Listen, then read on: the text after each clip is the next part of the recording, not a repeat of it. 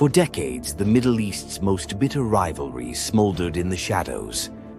Iran and Israel, two giants with starkly opposing visions, fought a silent war, a chess match played by spies, hackers, and phantom operatives.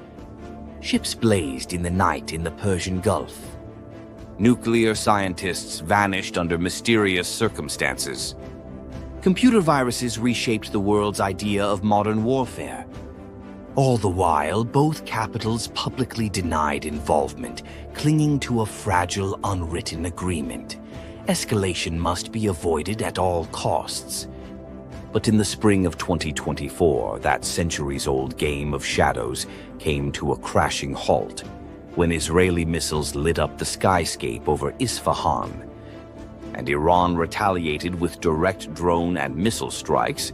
The region crossed a threshold. For the first time, both sides admitted responsibility. The chessboard was upended in public view. So what does it look like when two of the region's most formidable powers go head-to-head? The balance of power is a study in contrasts. When you stack up their militaries, it's David versus Goliath, brute force versus deadly precision. On one side, Iran, a military giant with a total force of nearly 1 million personnel and thousands of tanks.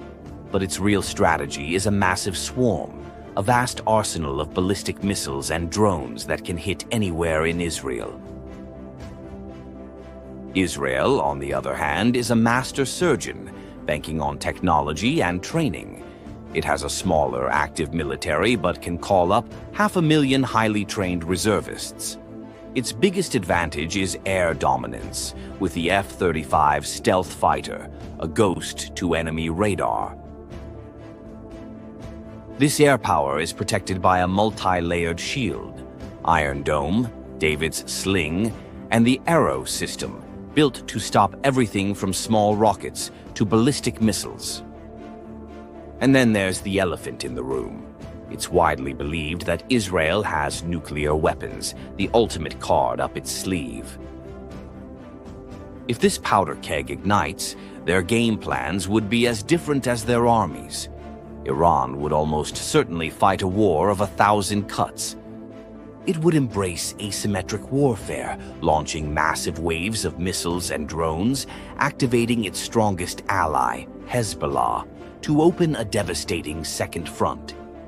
Israel's strategy would be to go for a knockout punch. Its game plan would be built around its air force, aiming for the head of the snake. Within hours, cyber units on both sides work overtime. Power grids flicker in Tehran and Jerusalem. Misinformation spreads like wildfire, making it difficult for either public to trust what they see or hear. A war like this wouldn't be a contained duel. It would be more like a bar fight that spills out into the street, dragging in bystanders. Allies begin to weigh their options. The US, traditionally Israel's most steadfast backer, faces a dilemma. Support is automatic, but open conflict with Iran risks drawing in other players. The Gulf states, longtime rivals of Iran, hesitate, remembering their vulnerability to Iranian missiles and drones.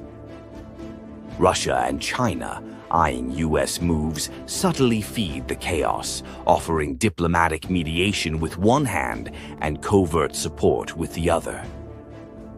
A conflict puts the Strait of Hormuz at risk, the world's oil jugular vein.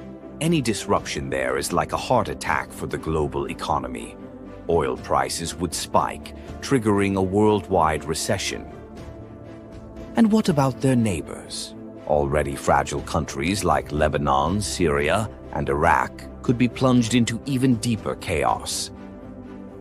What does victory look like in such a conflict?